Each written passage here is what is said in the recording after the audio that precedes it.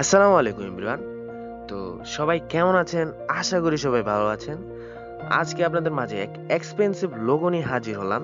তো দয়া করে ভিডিওটি কন্টিনিউ করতে থাকেন, আশা করি উপকার আসবে।